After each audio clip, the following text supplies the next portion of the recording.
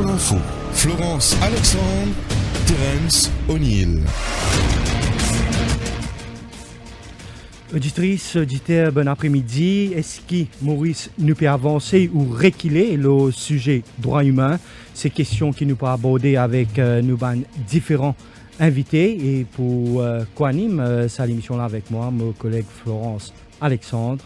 Florence, bon après-midi. Bon après-midi Terence, bon après-midi à tous. Reconstruire en mieux, c'est le thème choisi cette année par les Nations Unies pour marquer la journée internationale des droits de l'homme. Ce thème est lié à la pandémie de la Covid-19 et met l'accent sur la nécessité de reconstruire en mieux en veillant à ce que les droits humains soient au cœur des efforts de relèvement. Comment remédier justement aux échecs mis en lumière par la Covid-19 et d'appliquer les normes relatives aux droits de l'homme pour lutter contre les inégalités, l'exclusion et la discrimination. Sommes-nous sur la bonne voie à Maurice? Autant de questions qu'on va en débattre avec nos invités sur le plateau cet après-midi. Vincent Degère, l'ambassadeur de l'Union européenne à Maurice. Angélie Bigon, directrice du collectif Arc-en-Ciel, et Mélanie Vigier de la Tour Béranger, membre du collectif Droits Enfants Mauriciens et du collectif Droits Humains. Bon après-midi et merci d'être présent cet après-midi. Bonjour. Une émission qui est capable de suivre nos pages Facebook du Défi Média et bien sûr, déjà capable, comment s'appelle-nous, le 208 49 99, 208 59 99. Vincent Degère, bon après-midi. Bon après-midi Florence, merci de nous accueillir. Plus d'un an depuis que vous êtes justement l'ambassadeur de l'Union européenne à Maurice. Quel est votre état des lieux concernant l'acceptation des droits humains à Maurice? Écoutez, d'abord je voudrais remercier Radio Plus d'organiser ce débat. Je crois que c'est toujours important que l'on discute effectivement des droits humains. On parlera aussi de liberté d'expression qui concerne les journalistes. Et les journalistes ont un rôle très important à jouer évidemment dans l'affirmation de ces droits humains. Je voudrais aussi, peut-être en introduction, rappeler pourquoi est-ce qu'on est là aujourd'hui, 10 décembre. Il y a 72 ans, je crois, on a rédigé effectivement la Déclaration universelle des droits de l'homme. Et on l'a fait à un moment particulier. On l'a fait à un moment particulier parce que l'on sortait d'une guerre affreuse, horrible, la guerre mondiale évidemment, avec toutes les atrocités qui avaient été commises et qui avaient été une négation finalement de la valeur de l'homme dans ce contexte-là. La solution finale appliquée par les nazis, le gazage de populations entières, que pour des raisons soit de religion, soit liées au choix politique que les hommes avaient pu faire ou les femmes avaient pu faire dans ce contexte-là, venant d'ethnies ou de groupes ethniques différents. Voilà, je crois qu'on avait atteint le summum de l'horreur quelque part à ce moment-là, et donc il fallait une réaction très forte de la communauté internationale par rapport à tout ça pour dire plus jamais ça, et on veut changer ça. D'où on a codifié effectivement à ce moment-là tous ces droits fondamentaux dans cette charte universelle des droits de l'homme. Et je crois qu'il faut toujours rappeler le premier article qui dit que tous les êtres humains naissent libres et égaux en dignité et en droit. Donc ça veut bien dire qu'on a tous des droits et que ces droits sont universels. Ils s'appliquent partout dans le monde et ils sont inaliénables. On ne peut pas y renoncer. On ne peut pas vous forcer à y renoncer non plus. Donc vous avez ces droits et ils vous appartiennent et ils sont inaliénables. Donc ça, je crois que c'est le point de départ tout à fait fondamental. Ensuite, c'est quelque chose qui reste, je dirais aujourd'hui, d'une très très grande actualité. Parce qu'on voit que les droits humains, quelque part dans le monde, ont eu tendance à reculer. Il y a des études qui ont été faites là-dessus. Le Forum House 2020 dit que dans 64 pays dans le monde, on va dire, les droits ont reculé, ils ont progressé dans 34 autres, mais le bilan, si vous voulez, global, c'est qu'il y a une pression qui s'est faite sur les droits humains. Alors pourquoi ? Pourquoi il y a ça? Parce que, tout d'abord, je crois qu'il y a une remise en cause du multilatéralisme, donc du droit international tel qu'il s'applique partout dans le monde. Et puis, il y a cette séduction de l'homme fort, je dirais, quelque part. On a connu ça avec Mussolini, avec Hitler, qui ont d'ailleurs été élus démocratiquement, il faut le rappeler. Et aujourd'hui, on a une espèce d'admiration de certains pour l'homme fort et le rapport de force. On privilégie parfois aujourd'hui, de plus en plus, notamment sur l'ère de certains présidents, que je ne citerai pas, mais vous avez tous à l'esprit, que effectivement, on est revenu effectivement à une politique où on cherche à s'affirmer en utilisant la force plutôt que le droit.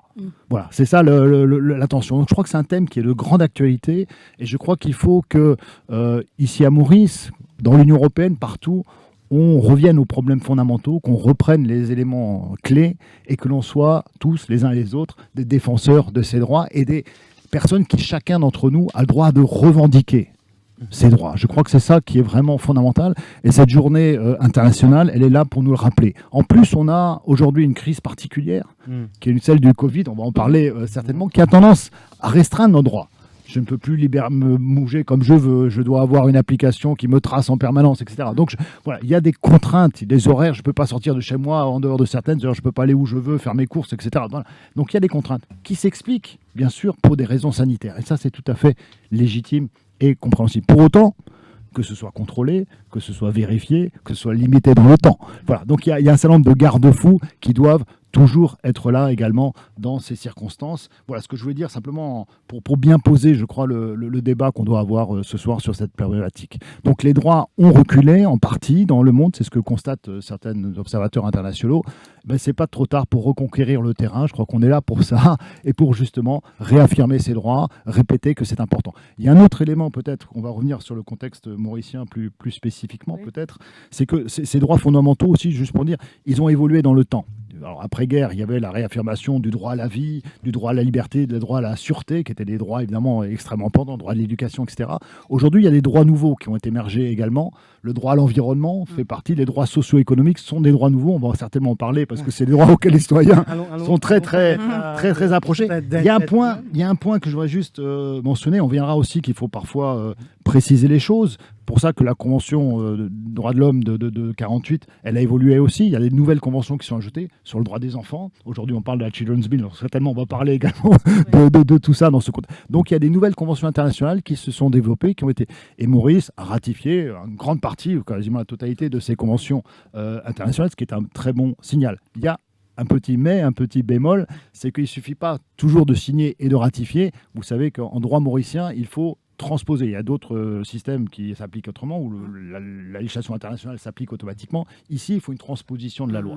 Donc, il faut que ces conventions internationales, elles connaissent une traduction dans l'ordre juridique mauricien, d'où l'importance de la Children's Bill et d'autres lois qu'on va certainement aborder et qui sont attendues aussi de manière plus générale. Alors, Mélanie, peut-être un petit peu en créole aussi pour nos autres auditeurs qui peut-être ne sont pas aussi familiers avec la langue française.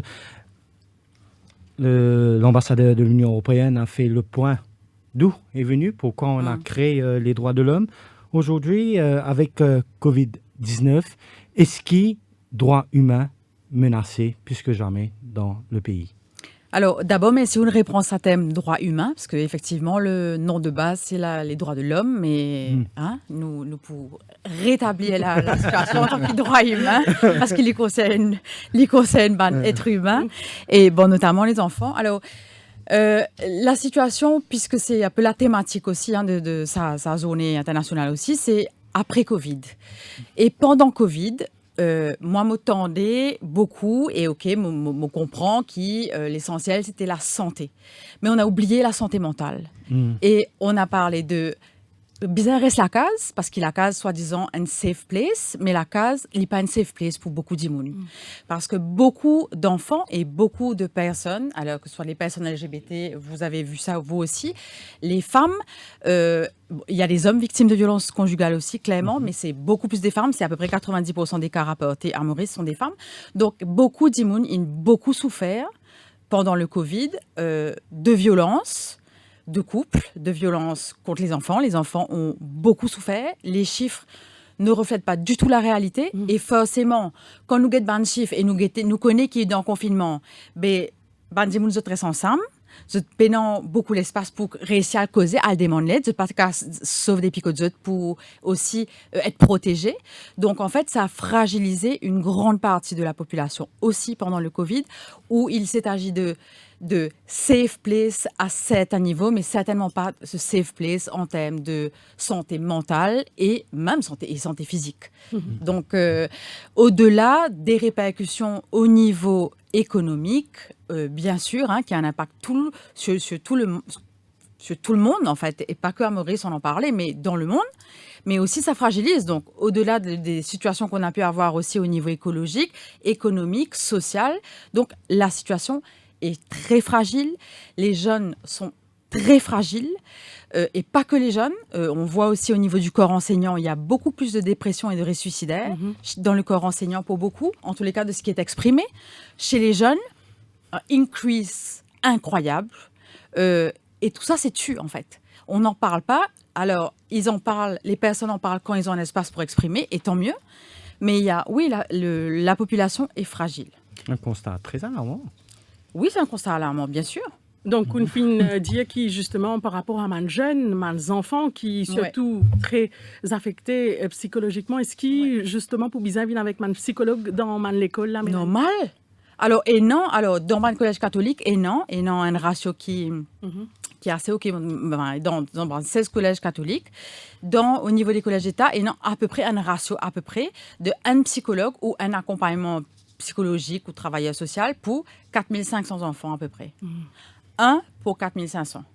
On est très loin du compte pour pouvoir faire un accompagnement de qualité, fréquent, régulier, et nous connaissons aussi, en tant qu'humoricien ou en travaillant en Maurice, les consultations des psychologues en privé sont chères, donc ne sont pas accessibles à beaucoup de personnes au niveau de la population. Donc, l'idée est vraiment, et c'est hyper important, de renforcer dans les écoles, dans les ONG, les cellules d'écoute, et que les enseignants que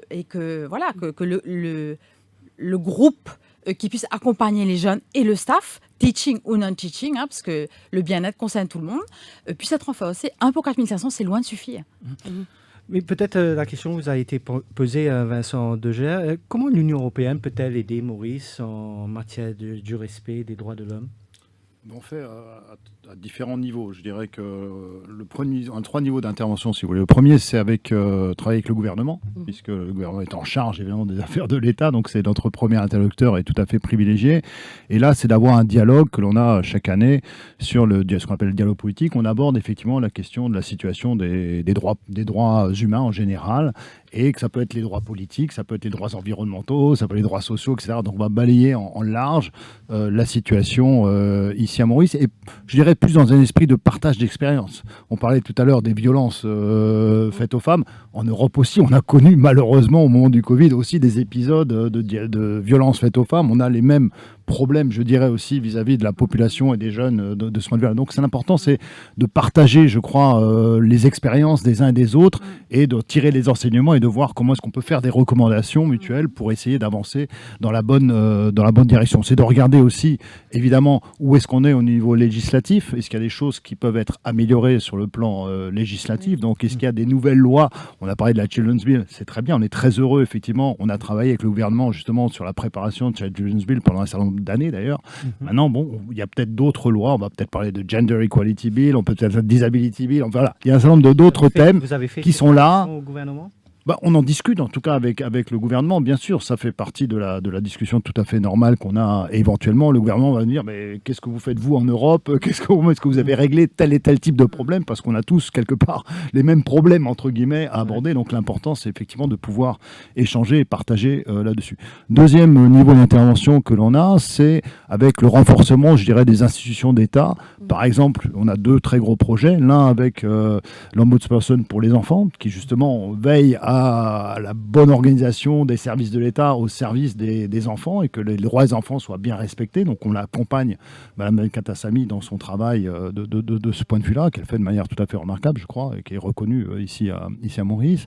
Et puis il y a également la Commission des droits humains, qui est dirigée par M. Situlsin, qui a pour objet justement, de manière globale, de regarder comment les droits humains sont respectés, appliqués dans les prisons, dans l'ensemble de la société, on va dire, pour faire un état des lieux, une évaluation, et voir comment est-ce qu'on peut là aussi améliorer. Troisième et dernier niveau d'intervention, c'est l'intervention opérationnelle, j'allais dire directement, avec nos partenaires, qui sont en général les organisations de la société civile, les ONG avec qui on travaille. On a signé des accords encore hier, par exemple, avec Gender Links, avec aussi le collectif Arc-en-Ciel qui est ici avec nous, et Young Queer Alliance. Donc c'était nos partenaires, justement, pour voir comment sensibiliser la société, je dirais, sur ces grandes questions de société. Voilà. 17h18 sur Radio Plus, vous écoutez l'émission Au cœur de l'info. La suite, ce sera dans quelques instants. Cœur de l'info, la suite dans quelques minutes. Savemount Music Festival à nous fêter. Vendredi 18 décembre, c'était à 11 et à soir, Parking Savemount, Nouvelle-France. Vanessa Matthews, Jazzy Rika, GSB Morning Game, Lara Manissum et le groupe Ravana. Billets à partir de 300 roupies, le ticketbox.mu et dans 24 supermarchés Savemount.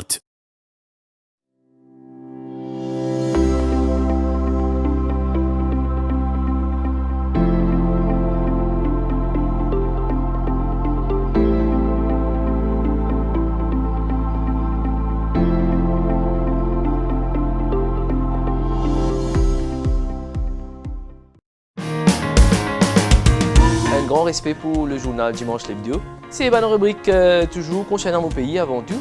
Et aussi le sport qui m'a bien content. C'est un journal familial, je dirais rubrique de mode, rubrique de beauté et aussi rubrique de people. Continuer à informer, éduquer et surtout entertain. Enfin, on pense que l'hebdo, comme ces autres journaux que nous lisons, sont des journaux sérieux et donnent des informations que nous sommes contents de lire et d'apprécier, ou aussi parfois de critiquer.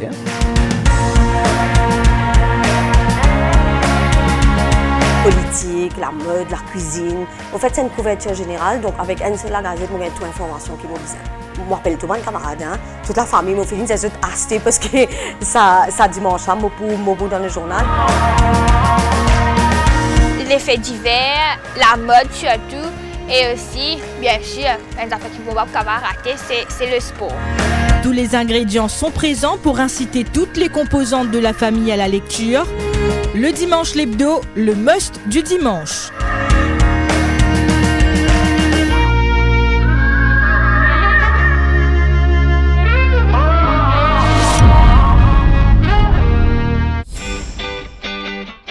C'est ce que je rêvais hier. Je rêvais que je nageais avec les dauphins. Voyages, hôtels, spa, parcs de loisirs, activités terrestres et nautiques. Et si vous en profitiez en un clic. Une pause bien-être pour se rebooster. Waouh, Défi Deal, c'est génial! Défi Deal, c'est aussi une panoplie de restaurants à tarifs réduits à travers l'île. Grâce à Défi Deal, on passe un bon moment en famille. C'est top. Merci Défi Deal.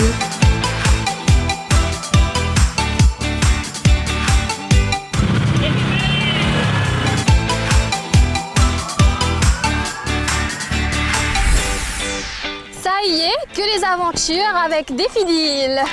Les meilleures offres sont sur le www.defideal.mu. Réservé ou bousséaillé.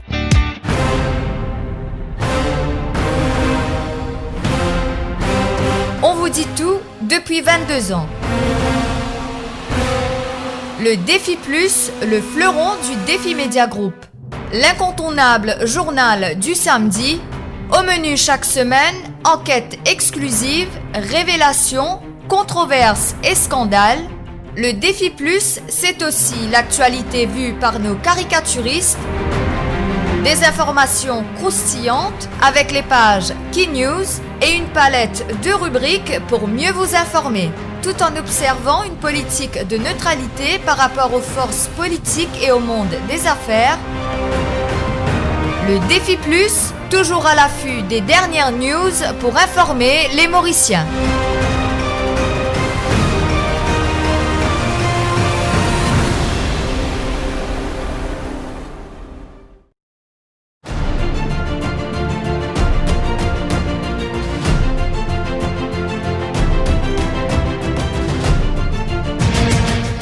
« 208 49 99, 208 59 99. Est-ce qu'à Maurice nous peut avancer ou reculer le sujet droit humain? C'est le thème qui nous peut débattre cet après-midi.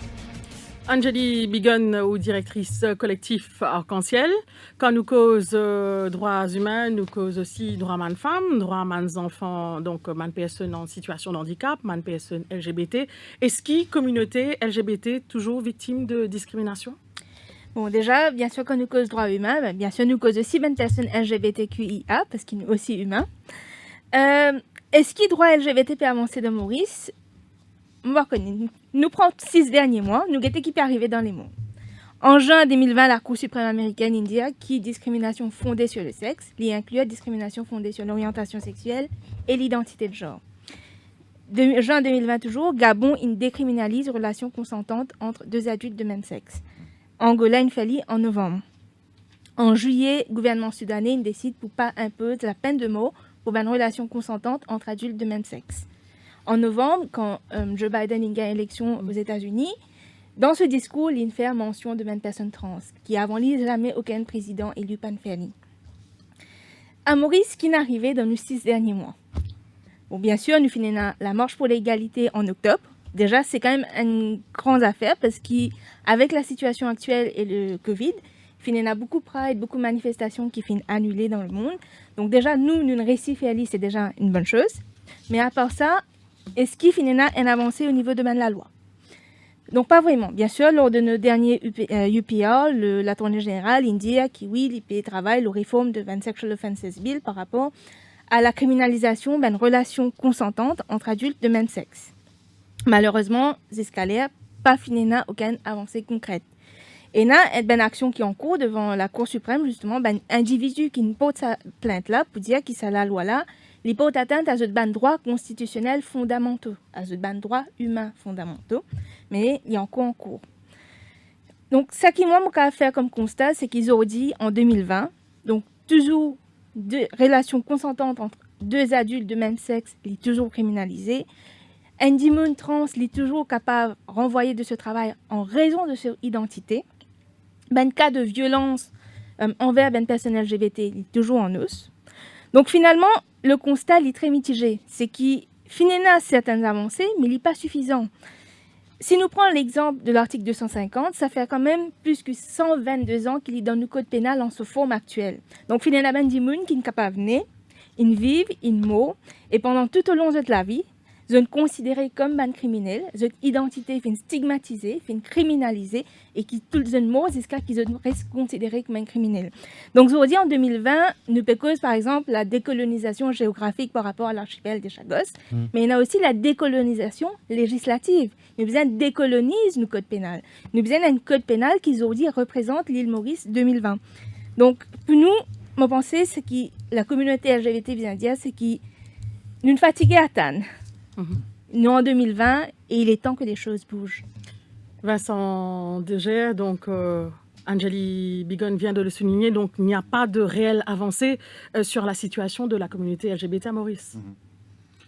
Bah écoutez, oui, mais je crois que ça ne veut pas dire que ça ne peut pas changer à un moment donné ou à un autre. Moi, j'ai travaillé aussi dans d'autres pays d'Europe centrale où on a un peu les mêmes débats, les mêmes difficultés pour faire avancer les choses. Je me rappelle d'une Gay Pride, entre guillemets, à laquelle j'ai participé en 2010 à Belgrade, qui avait été émaillée d'incidents graves et multiples dans ce contexte-là. Et puis 10 ans plus tard, la Serbie s'est dotée d'une première ministre lesbienne affichée très clairement. Donc, je veux dire, les choses peuvent changer, on l'espère rapidement aussi. Ils vont changer dans la bonne direction à un moment donné. Alors, ce qu'il faut faire, je crois, c'est avoir le courage de porter ces débats sur la place publique. Merci donc encore à vous, à la presse, d'organiser ce type de discussion, justement pour montrer les choses, pour les expliquer.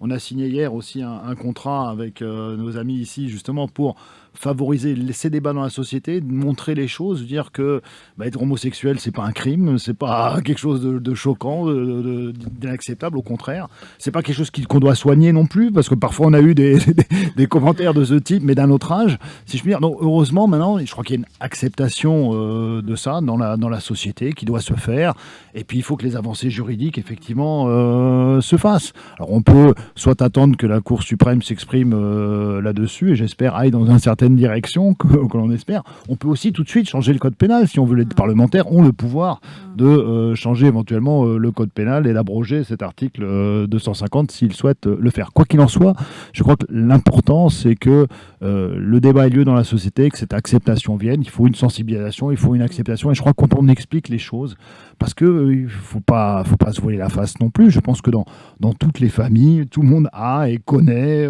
des personnes qui sont homosexuelles et qui vivent très bien dans la famille, qui n'ont pas de difficultés. Donc ça, c'est quelque chose qui doit être vécu, accepté tout simplement comme ça. Et par contre, il faut être extrêmement vigilant parce que à l'inverse est aussi possible. Il y a les drames familiaux d'exclusion parfois des adolescents, etc. quand ils se déclarent effectivement homosexuels. Donc là, il faut aussi une vigilance, je dirais, de la société pour venir en aide et en appui à ce type de situation. Alors, Mélanie, qu'est-ce qui doit être fait exactement pour faire respecter les droits de LGBT à Maurice?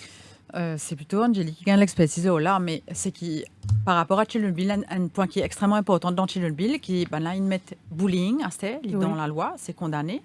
Child grooming, il y a beaucoup d'affaires positives dans Children's Bill, mais notamment le bullying, parce qu'il y a beaucoup de jeunes qui posent d'autres questions, leurs orientations sexuelles ou identités sexuelles, qui sont victimes de bullying, adultes aussi, mais ça commence jeune souvent. Et là, le fait que ce soit incriminé, ça vaut pour tous les enfants. Et dans Children's Bill, il est clairement défini qu'un enfant est toute personne de moins de 18 ans. Donc ça, c'est aussi un point qui est important, parce qu'il nous trouvait dans l'école, qui quantité de souffrance et qui quantité de bullying, jeunes aussi peut subir. Donc, par rapport aux jeunes qui se posent des questions ou en fonction, il n'y a aucune discrimination sur leur orientation ou identité sexuelle, quand même, c'est important de mettre de voir figurer le bullying comme qui sera pénalisé ou criminalisé, en tous les cas que c'est interdit. Où en est-on justement avec le Gender Equality Bill, c'est en préparation, et depuis des années, ça fait... c'est ça, on a assez d'attentes, parce que ça fait très longtemps qu'on attend le Gender Equality Bill, et surtout, quand on parle de Gender Equality, il faut comprendre qu'il faut qu'on arrête de rester dans ce système binaire d'homme-femme. Aujourd'hui, on parle de transidentité, donc il faut comprendre que le genre, c'est pas des cases, c'est un spectre. Donc il faudrait, si on parle vraiment d'égalité, qu'on puisse comprendre le genre dans ce spectre et dans sa globalité. Et je crois qu'il faut dire aussi qu'il y a des attentes, et il y a peut-être, on l'espère, des avancées qui vont venir. J'ai cru comprendre aussi, par exemple, que le ministre en charge s'est engagé effectivement à porter une loi sur le Gender Equality au courant de l'année prochaine. Donc des annonces positives ont été faites. Maintenant, on attend qu'elles vont se réaliser. Ensuite, on verra effectivement le contenu. Mais comme on le disait tout à l'heure pour la Children's Bill, ce qui est important, c'est que l'avancée se fasse. Donc sur la Children's Bill, on espère qu'elle sera très rapidement adoptée en consensus au niveau du Parlement par l'ensemble des partis. Mais est-ce que et la même chose pour le gender. A accès à l'hôtel du gouvernement? Vous parlez avec le ministre? Écoutez, bien sûr, on fait partie, par exemple, du National Mechanism for Reporting and Follow-up, qui aujourd'hui tombe sous le ministère des Affaires étrangères. Et bien sûr, à chaque réunion, on soulève justement l'application des traités signés par Maurice par rapport aux droits des personnes LGBT. Mais par rapport à la loi elle-même?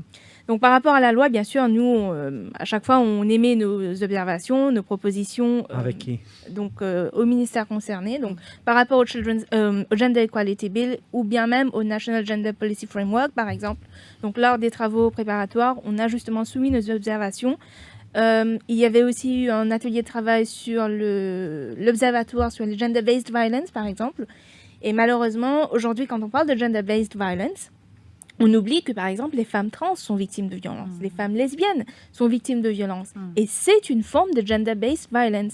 Et malheureusement, aujourd'hui, on n'arrive pas à comprendre que quand on parle de gender-based violence, il faut avoir cette approche intersectionnelle. Donc, de ne pas rester juste dans le casier du genre, mais de prendre en compte, par exemple, l'orientation sexuelle de la personne, son identité de genre, son expression de genre. Donc, nous, on a toujours soumis nos observations par rapport à ces différentes instances. Donc voilà, et maintenant c'est vraiment la balle est dans leur camp. Et jusqu'ici, Vincent Degère, donc il n'y a rien dans la législation qui autorise à célébrer un mariage entre deux personnes du même sexe. C'est un gros challenge.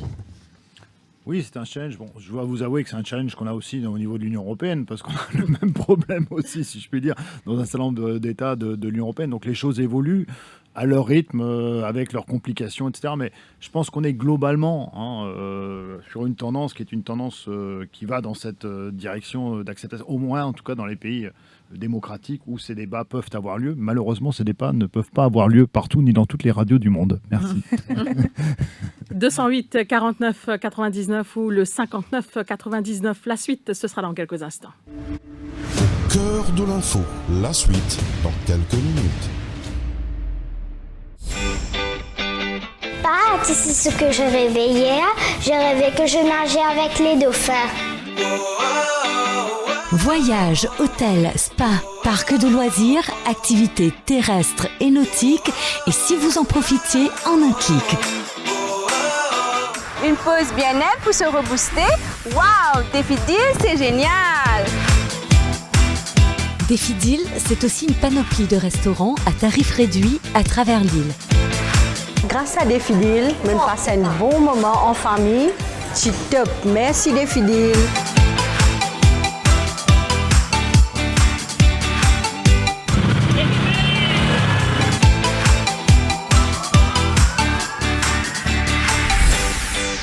Ça y est, que les aventures avec Défi Deal. Les meilleures offres sont sur le www.defideal.mu. Réservez ou bousséaillez. Sevmont Music Festival à nous fêter! Vendredi 18 décembre, c'était à 11 et à soir, Parking Sevmont, Nouvelle-France. Vanessa Matthews, Jazzy Rika, GSB Morning Game, Lara Manissum et le groupe Ravana. Billets à partir de 300 roupies, le ticketbox.mu et dans 24 supermarchés Sevmont.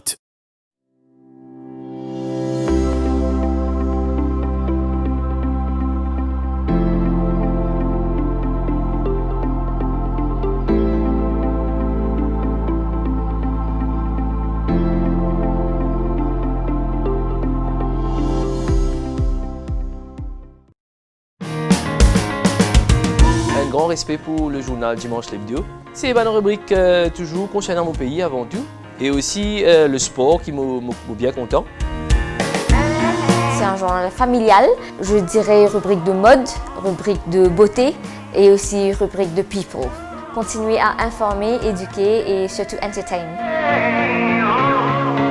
Enfin, on pense que l'hebdo, comme ces autres journaux que nous lisons, sont des journaux sérieux et donnent des informations que nous sommes contents de lire et d'apprécier, ou aussi parfois de critiquer.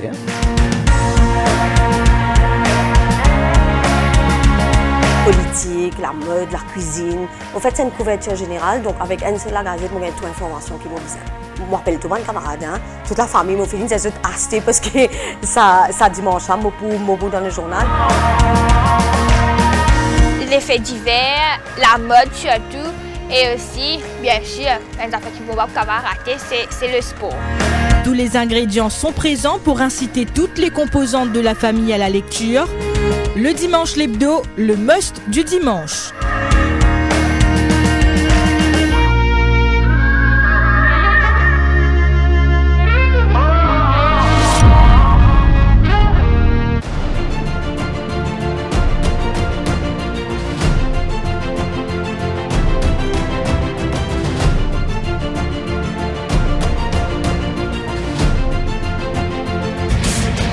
« 208 49 99 208 59 99. Vincent Degère, ces derniers temps, justement, le débat autour de l'introduction de la peine de mort est revenu sur le tapis concernant des crimes atroces ou encore le trafic de drogue. Est-ce que la peine capitale est plus dissuasive qu'une peine d'emprisonnement? Écoutez, d'abord, je crois que ce qu'il faut dire, c'est qu'on est tous très affectés, évidemment, par ces crimes qu'on a pu constater, soit de cette policière qui a perdu la vie récemment, soit de cet enfant de 2 ans qui a été tué, donc qui ont défrayé la chronique. Et c'est toujours un drame pour toutes les familles, évidemment, des victimes concernées. Donc ça, je crois que c'est un point important. Ensuite, il y a la personne qui a commis ce crime et le traitement de la personne concernée. C'est là qu'on peut diverger peut-être sur un certain nombre d'éléments, dans le sens où, pour nous, en tout cas, et c'est d'ailleurs, si je reprends le début de notre débat sur la Déclaration universelle des droits de l'homme, l'article 5 dit « Nul ne sera soumis à la torture ou à des peines ou traitements cruels, inhumains et dégradants ». Donc, la peine de mort, je crois que c'est l'ultime du traitement dégradant, si je peux de ce point de vue-là. Donc je pense effectivement, ça n'est jamais la bonne solution, je dirais. C'est pas ça qui va faire revenir la victime, entre guillemets, dans ce contexte-là. Donc je crois que c'est ça qu'il faut partir de là. Et je crois que dans le monde entier, il y a une compréhension par rapport à cela. Et si on regarde l'évolution des choses, on constate qu'aujourd'hui, il y a eu un vote aux Nations Unies, d'ailleurs, sur le moratoire sur la peine de mort. Ça fait 5 ans que ce moratoire est à l'ordre du jour. Et chaque année, il y a plus de pays qui viennent voter en faveur de l'application de ce moratoire. Donc de suspendre effectivement la peine de mort. Donc il y a 120 pays dans le monde qui ont voté dans ce sens. Donc ça, je crois que c'est donc on va dans cette direction au niveau mondial. Et je crois qu'il faut s'en féliciter. En tout cas, l'Union européenne, le Conseil de l'Europe et d'autres acteurs sont dans cette ligne et plaident en ce sens. Je dois dire aussi, on est très content que Maurice a voté également pour ce moratoire lors du dernier vote qui a eu lieu il y a quelques semaines à New York sur ce thème-là. Donc ça, je crois que ce sont des points positifs. Ce qui est vrai aussi, c'est que malheureusement, dans le monde, il continue d'y avoir l'application de la peine de mort par certains pays. 86% des exécutions sont le fait de 4 pays, qui sont l'Iran, l'Arabie Saoudite, l'Irak et l'Égypte. Voilà, donc qui, eux, continuent à... Mais ça devient un nombre, je dirais, de plus en plus limité, de plus en plus restreint. Alors, je dis, ces chiffres-là sont un petit peu biaisés parce qu'il y a quand même une grande inconnue qui est la Chine, parce que la Chine continue aussi d'appliquer la peine de mort, mais là, on n'a pas de chiffres. On ne sait pas combien de peines de mort sont appliquées dans ce contexte-là. Donc voilà, donc ça, c'est ce que je crois qu'on peut dire. Je crois que ce n'est jamais la bonne solution, entre guillemets, par rapport aux crimes qui ont été commis. Il y a d'autres formes de peines qui peuvent être appliquées des peines incompressibles, des choses comme ça, qui peuvent effectivement être appliquées. Et je pense qu'on a aussi vécu, désolé de le dire comme ça, mais on a aussi vécu parfois des erreurs judiciaires, y compris sur des peines capitales. Donc là, comment on redresse à ce moment-là la situation ? Je veux dire, voilà, donc je crois je comprends tout à fait l'acuité de ce débat, la difficulté de ce débat. On va parfois contre un sentiment qui peut exister dans la société. C'est le cas en France en 81, quand François Mitterrand a pris la décision effectivement d'abolir la peine de mort. La majorité de la population était pour le maintien. Aujourd'hui, la population a changé en majorité son opinion de ce point de vue-là. Mélanie ? Ouais, ça n'a aucun sens de prôner de la violence pour remédier à une situation où il y a eu de la violence. Ça n'a aucun sens. Et un fait qui est extrêmement important, c'est que dans une situation de violence, les enfants, de pédocriminalité, de violence de couple, de violence sur quelqu'un, dans la majorité des cas, auteur de violence, c'est des gens qui gagnent un manque de soins, un manque d'amour, un attachement insécurisant. C'est un des gens qui sont des parents ou des gens qui se posent ou qui plient, pas une fait correctement. Donc, c'est du coup une manière inappropriée de s'exprimer, d'exprimer cette souffrance. Et donc, c'est des gens qui construisent avec défaillance. Donc, en fait, la réponse par rapport à, si on veut vraiment diminuer les situations de violence, c'est de renforcer la parentalité, renforcer les relations parents-enfants et donner des outils aux parents parce que les parents, il y en a beaucoup qui font du mieux qu'ils sont capables. Mais il y en a qui ne pas connaissent, il y en a qui ne pas capables, il y en a qui ne pas capables psychiquement s'occuper d'un enfant, l'aimer correctement, le regarder, le valoriser, lui dire des choses positives. Donc c'est dedans qu'on a besoin d'agir. Il ne faut pas agir avec des augmentations de sentences et des peines de mort. Ça n'a aucun sens. Ce qui a du sens, c'est qu'on étoffe et on outille les parents depuis la grossesse, dans les hôpitaux, et de manière correcte. Et en fait, et c'est ça où, souvent, qui nous trouvait, enfin, en tous les cas, moi étant sur le terrain, Maurice, ce qui pose moi problème, c'est qu'il y en a beaucoup de gens qui disaient, oui, mais ça, on fait déjà. Oui, mais si c'était fait correctement, on n'aurait pas eu tout ça. Donc, allons voir de quelle manière on questionne et de quelle manière on travaille ensemble. Chacun gagne une spécificité. La police est dans son rôle, l'Union européenne gagne son rôle, les ONG dans son rôle. Nous tous ensemble, c'est ensemble qu'on va réussir à avoir une société meilleure, avoir une société où il y a moins de violence. Moi, pour Marie, quand on dit une société sans violence, c'est pas possible. Mais c'est ça en fait. Donc allons agir en amont, allons outiller, allons agir de manière avec de la substance, de manière solide. Pas battre et faire une solution. Qui pas pour marcher à long terme, allons penser ensemble des plans d'action profonds et qui vont durer dans le temps. Pas on fait un plan et puis ok, on a fait 3 formations, c'est bon. Ça marche pas comme ça. Angélie Bigon. Alors moi, on pensait déjà souvent quand il y a un crime atroce, la réaction c'est à chaque fois le débat de la peine de mort y revenir. Donc tous les 2 ou 3 ans, nous bien retrouvons-nous avec ça. Et c'est un faux débat en fait, parce que ça montrait à quel point une société est formatée par la violence, qui nous dit bien répondre à la violence par la violence.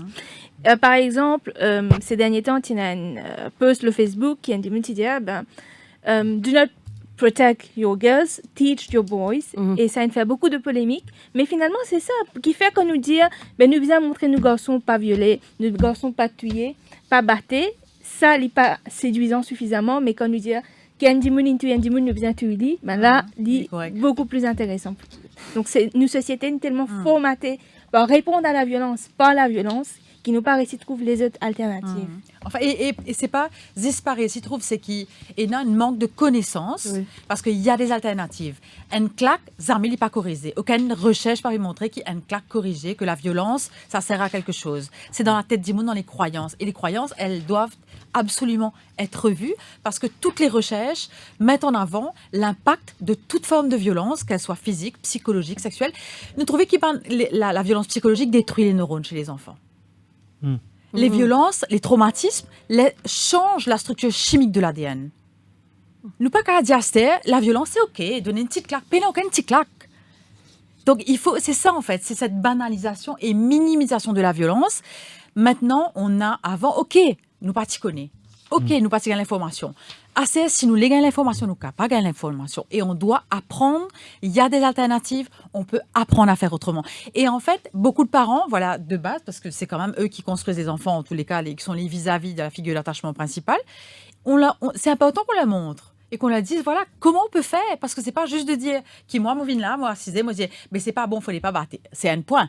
Mais après, la deuxième étape, c'est de dire, ok, comment on peut faire. C'est difficile d'être parent. Mais comment on peut faire? Il y a des alternatives. On apprend à parler à l'enfant. On apprend à expliquer. On apprend à... Quand les enfants peuvent se masquer quatre pattes, mettre les doigts dans une prise électrique, nous pas battre lit. Nous casser cette prise électrique là. Donc, mais oui, mais parfois, les gens manquent d'informations et ils ne pensent pas parce qu'on ne leur a pas appris. Et qu'on a appris que taper un enfant, ben oui, l'enfant aura peur. Ben oui, l'enfant va rester tranquille. Ou alors... il part en sucette et il se révolte. Donc, en fait, il y a une méconnaissance et on est tous responsables, en tant que citoyens, de transmettre ces messages. Et tu que ça, nous dit un peu sur Facebook, nous cause beaucoup Law and Freedom of Information Act. À quel point c'est important pour nos pays aujourd'hui? Bon, bien sûr, la liberté d'information est importante. Par exemple, si nous prenons la question de personnes LGBT, si nous avons 20 ans de cela, si un monde est gay, lesbienne ou trans, il n'y a pas d'information qui est accessible pour lui. Il n'y a pas Internet, il n'y a pas même dans les médias, il n'y a pas de causer ça. Mais aujourd'hui, si nous avons un jeune qui, par exemple, qui a 18 ans, qui a envie de connaître sa sexualité, qui a envie de connaître plus, il y en a Internet, il y a radio, il y a télévision, il y en a tout ça là qui est à sa disposition. Donc le fait d'avoir cet accès à l'information, déjà ça empower les gens en fait, ça les rend libres, ça les donne les moyens de se comprendre et de comprendre la société justement. Donc Mélanie tout à l'heure, je vais dire comme ça, qui voilà, nous pas si connaissent les autres alternatives, mais justement l'accès à l'information, les fait nous connaître qui est là les autres alternatives par rapport à ce qu'ils nous disent. Et donc le Freedom of Information Act est surtout très important dans une démocratie justement parce que c'est en tant que citoyen, on a aussi le droit de savoir. Et le Freedom of Information Act, justement, ça fait du citoyen, justement, le garant de ses libertés.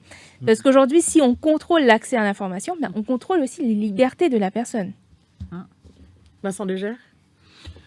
Non, mais écoutez, moi je partage ce qui vient d'être dit. Bien sûr, je crois que dans toute démocratie, ce qui est important, c'est la transparence et la redevabilité des acteurs qui vont vivre cette démocratie. Je crois que l'accès à l'information est tout à fait fondamental. Alors, je connais pas bien la situation à Maurice de ce point de vue-là. Je peux parler plutôt de ce qui existe chez nous dans l'Union européenne. Je sais que dans notre administration, en tout cas, tout citoyen peut revendiquer d'obtenir accès à telle information, tel échange d'emails, l'information est publique. On ne peut s'opposer finalement à la divulgation de l'information que dans des conditions très très restrictives, lorsque ça concerne des éléments de défense nationale, on va dire effectivement, et encore il faut bien le justifier et bien le motiver de ce point de vue-là. Il faut que le juge peut contrôler d'ailleurs si la motivation est crédible ou l'est pas suffisamment. Ça doit aussi, évidemment, on peut retenir l'information quand l'information concerne des acteurs, des entreprises privées, etc., et que ça mettrait en danger leur stratégie commerciale ou divulguerait des informations sur leur clientèle, etc., donc porterait atteinte en termes concurrentiels, on va dire, à l'entreprise concernée. Donc on a vraiment un cadre légal qui est celui de la plus grande transparence possible, avec des limitations extrêmement clairement définies. Alors, Annie, quand nous étions homme, un dirigeant de ce pays-là, je dirais qu'il y a plus grand problème qu'il y a en Maurice, surtout quand on cause Freedom of Information ou bien ICT et Act, c'est que Mauricien a une difficulté de comprendre que la liberté de quelqu'un est arrêtée quand la liberté de l'autre commence. Est-ce qu'il y a un gros problème, ça, Maurice? Est-ce qu'il y a un Mauricien qui a une difficulté pour comprendre ce principe-là, selon vous? Non, je ne crois pas qu'il nous vise à généraliser, parce qu'effectivement, pour certains, c'est compliqué, mais nous pas qu'à généraliser, je ne crois pas. Je crois que c'est chacun qui a aussi sa perception qui est en chemin par rapport à qu'est-ce qu'il fait de l'information, qu'est-ce qu'il prend comme information. Nous bien vivre ça pendant le Covid, puisque ça nous révèle dans ce thème droit humain là, qui quantité l'information qu'ils transmettent et que chacun devrait être responsable de l'information qu'il transmet et de l'information qu'il lit, dont il s'imprègne et qu'il recrache après. Donc, je crois que c'est vraiment une démarche aussi individuelle. Je ne crois pas OK pour dire tout Mauricien, comme ça, par rapport à l'information. Je crois que c'est vraiment un chemin individuel. 208 49 99 ou le 59 99. La suite, ce sera dans quelques instants. Au cœur de l'info, la suite dans quelques minutes.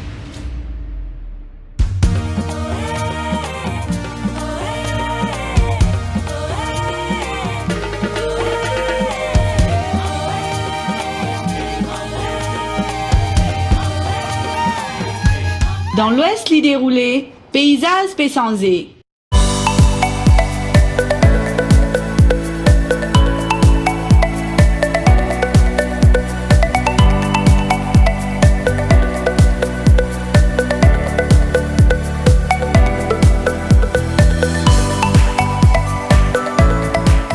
Sevmont Music Festival à nous fêter! Vendredi 18 décembre, c'était à 11h à soir, Parking Sevmont, Nouvelle-France. Vanessa Matthews, Jazirika, GSB Morning Game, Lara Manissum et le groupe Ravana. Billets à partir de 300 roupies, le ticketbox.mu et dans 24 supermarchés Sevmont.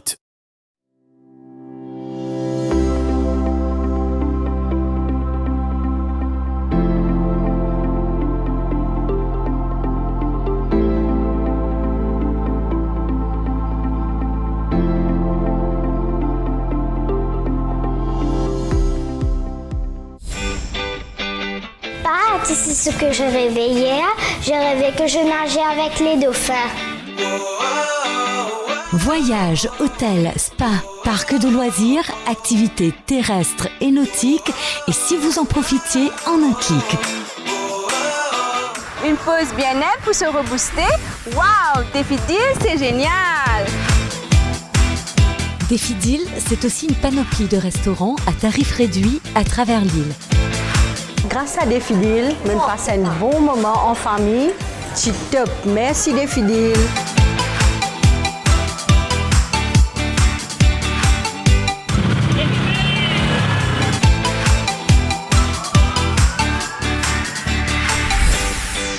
Ça y est, que les aventures avec Défi Deal. Les meilleures offres sont sur le www.defideal.mu. Réservez ou bousséaillez.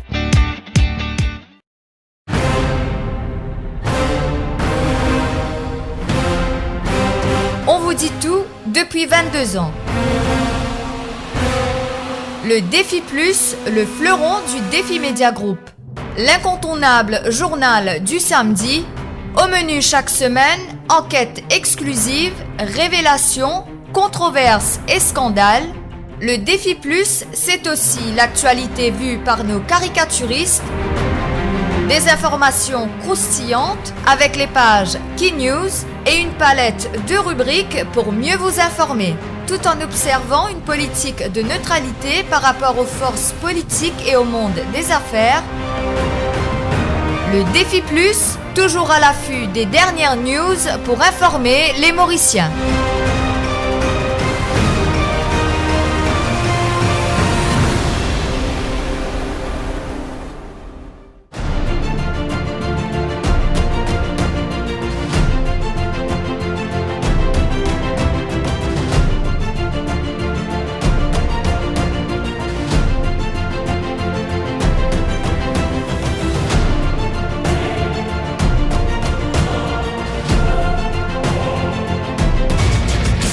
écoute l'émission Au cœur de l'info. Est-ce que Maurice nous peut avancer ou reculer le sujet droit humain?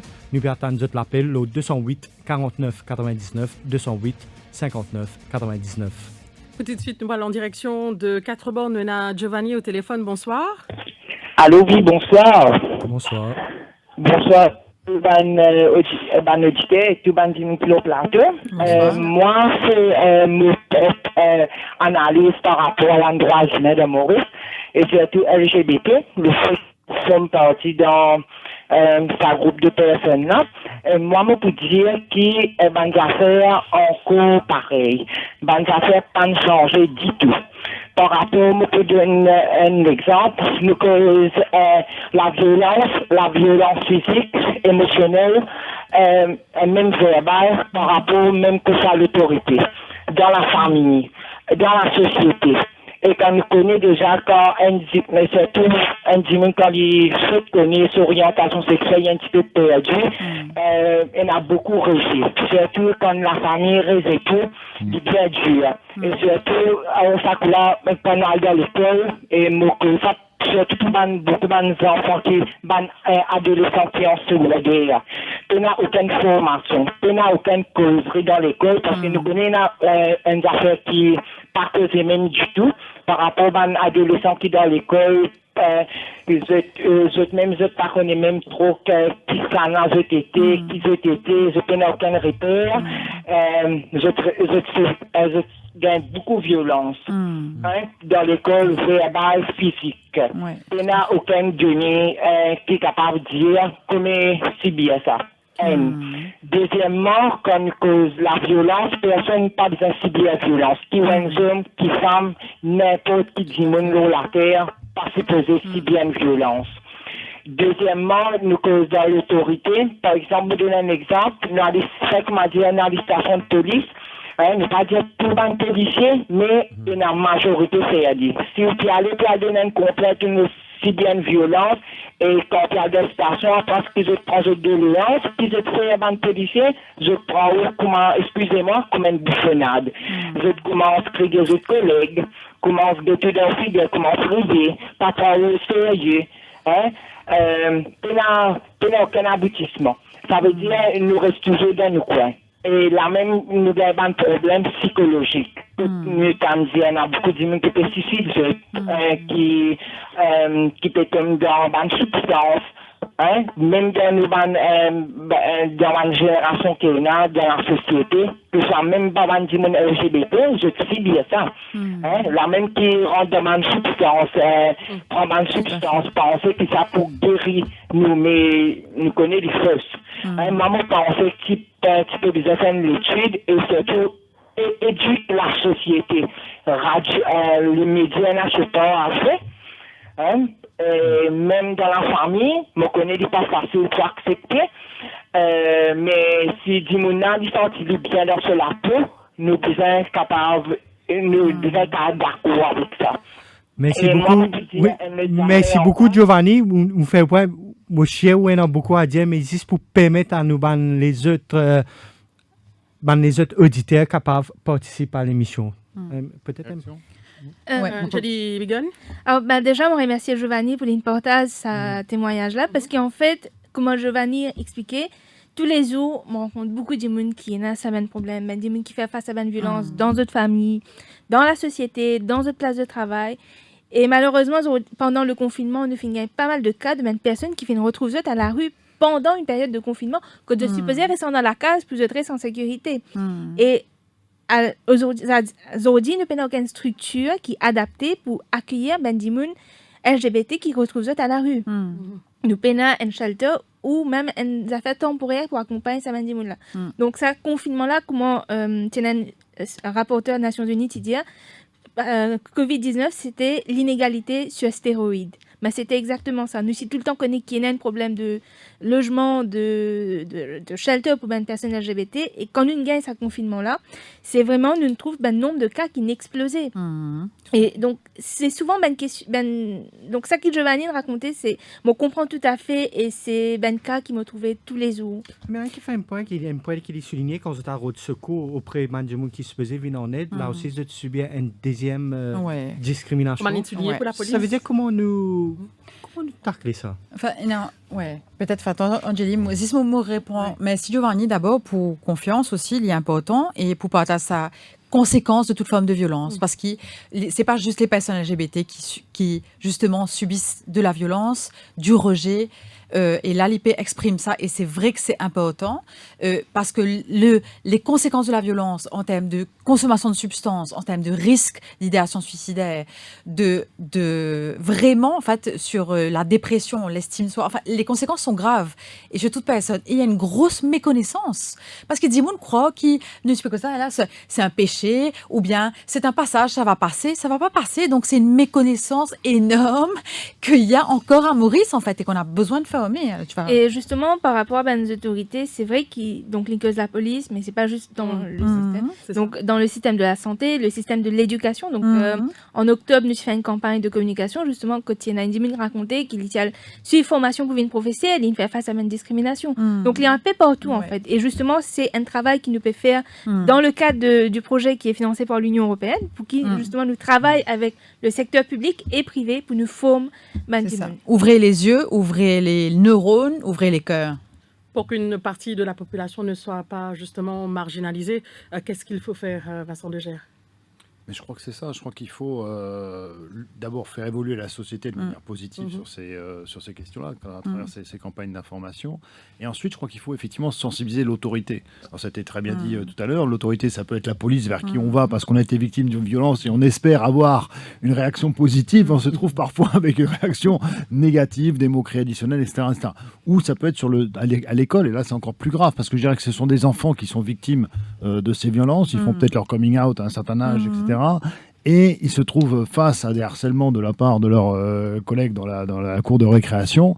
Et là, je crois que, et je parle d'expérience, que le corps enseignant doit impérativement réagir et ne pas laisser continuer ces moqueries, cette exclusion, etc. Donc là, il y a vraiment une responsabilité, je crois aussi, de l'autorité, quelle qu'elle soit, de santé, d'éducation, etc. Et il faut aussi sensibiliser effectivement ces personnes quant à l'exercice de leurs responsabilités dans ce domaine. Mais on pense souvent, Maurice, à chaque fois qu'on parle de ces problèmes, qu'il y a un manque de professionnels à Maurice, ou bien un manque de moyens pour financer ces professionnels, pour aller dans ces écoles ou dans les États, dans les corps parapublics, tout ça. Est-ce que l'Union européenne peut aider en ce sens à financer ou bien donner plus de professionnels pour venir en aide? Bah écoutez, oui, je l'ai dit tout à l'heure, c'est ce qu'on fait avec M. Situlcine à la Commission des droits humains, avec Mme Katassamy. On vient de le faire de manière plus opérationnelle, je dirais aussi, avec les acteurs de terrain, ceux qui sont dans la rue, dans l'école, au niveau des services de santé, partout. Et on a mis en place, là, on a signé hier un contrat. Je dis pas que vous faites. Un contrat, non, j'ai fait un contrat de.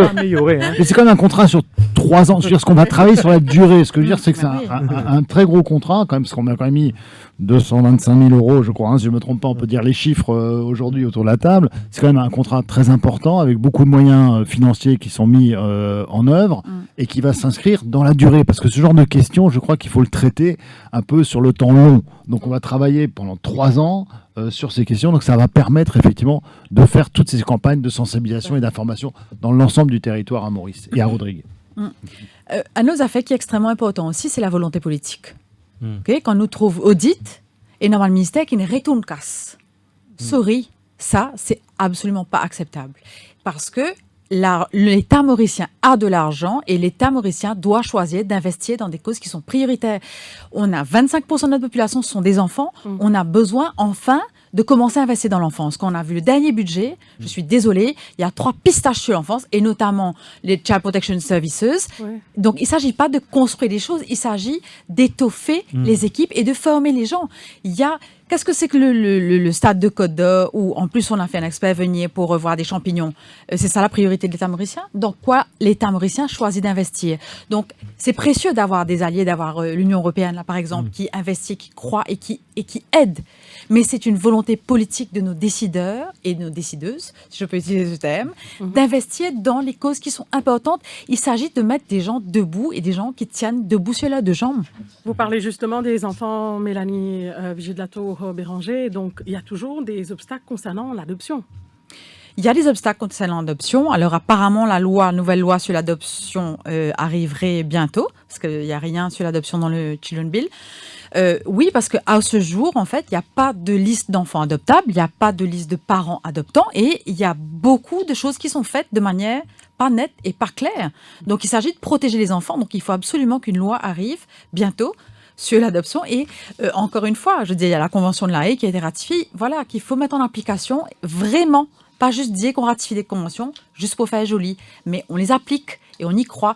Le Children Bill, il y a beaucoup de choses positives, mais il faudrait que soient domestiqués tous les articles de la Convention des droits de l'enfant, même s'il y a beaucoup de choses positives, dont l'interdiction du mariage et du concubinage de tout enfant de moins de 18 ans. Et ça, vraiment, c'est une initiative que l'on salue et qu'on espère bientôt voir enfin promulguée.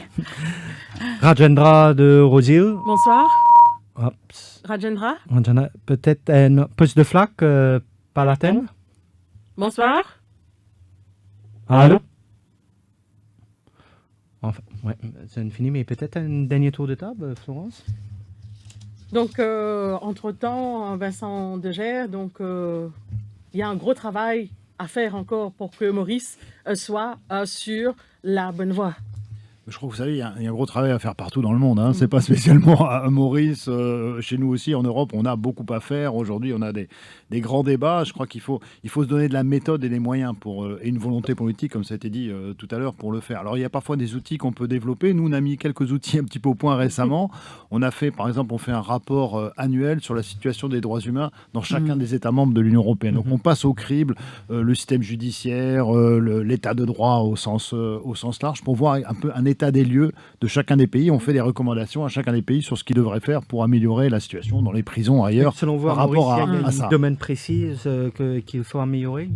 Je crois qu'on a un des grands domaines essentiels, je pense que c'est la transposition, si vous voulez, des conventions internationales dans l'ordre juridique mauricien. Donc je crois que c'était un peu tout le débat qu'on a eu là. Ouais. L'adoption, on vient d'en parler, la Disability Bill aussi, la loi sur le Gender Equality Bill, etc. Donc il y a un besoin rapidement d'intégrer. Alors il faut le faire bien, je crois que c'est là qu'on peut travailler, l'échange d'expérience, le savoir-faire, et là on est prêt à collaborer, bien sûr, très activement avec Maurice sur tout ça. Donc je crois que ça doit être vraiment, s'il y a une priorité à retenir, je crois que c'est effectivement d'aller dans cette direction et ensuite de faire en sorte que les lois puissent être bien appliquées, évidemment. Il faut donc ensuite qu'il y ait un accompagnement des services de l'État, des services de police, des services d'éducation, de santé, pour bien les sensibiliser sur les modalités d'application de la loi. Et comme ça, on va pouvoir faire progresser les choses. Et surtout, moi, je voudrais vous remercier aussi parce qu'on est là pour avoir du débat. Oui. Je crois que ce qui est très important sur ces questions-là, c'est permettre le débat dans la société civile, permettre le débat au Parlement. Il y a un débat au Parlement aujourd'hui sur la Children, et c'est très bien qu'il y ait un débat. Il faut qu'il y ait un débat dans les instances appropriées pour ça. Et ainsi, la société va pouvoir progresser. Alors, tout ne change pas en un seul jour, ça se fait progressivement, mais il faut avoir une orientation, une direction tout à fait claire. Quand on parle des services de l'État, on parle souvent de bulldog sans dents, vous pensez? C'est le cas? Non, il faut reconnaître ce qu'il y a de positif, parce qu'il y a des choses positives, il faut pouvoir les dire. Et il faut aussi, effectivement, que chacun puisse reconnaître les failles pour qu'on puisse agir dedans et agir ensemble dedans. Moi, ce qui me pose question, c'est qu'on n'a que 306 000 enfants dans notre République. On doit pouvoir faire quelque chose. On a 1 200 000. C'est pas comme si on avait une population gigantesque. Il faut qu'on puisse, en fait, avec ce qu'on a, on puisse voir vraiment des changements. Donc, c'est pas infaisable. C'est faisable ensemble. Anjali Bigan. Écoutez, moi je pense que c'est surtout déjà au niveau de l'application des lois aussi qu'il faut intervenir. Par exemple, aujourd'hui, on a un Equal Opportunities Act qui interdit la discrimination fondée sur l'orientation sexuelle, mais si on voit le délai que ça prend pour avoir une décision définitive, c'est assez long. Il y a déjà le délai d'enquête, il y a le délai devant la commission, et après il y a l'appel devant la Cour suprême. Donc si une personne loge une plainte aujourd'hui, c'est en 2025 qu'elle aura probablement une décision définitive. Donc c'est un délai qui est long. Donc il y a la loi, mais on doit aussi rendre effective cette loi pour que justement elle puisse être respectée et appliquée. Sur ce, nous sommes arrivés à la fin de cette émission. Merci à vous, Vincent Degère. Merci à vous, Mélanie Vigée de la Tour-Béranger. Merci à vous, Angélie Bigon. Merci à vous, Terence. Merci, Florent. Merci à Nauchad à la... Voilà, merci à Nauchad à la technique et à Roy à la réalisation. À suivre, bien évidemment, la synthèse avec Anouk Doukia. Et vive la liberté d'expression. Au cœur de l'info.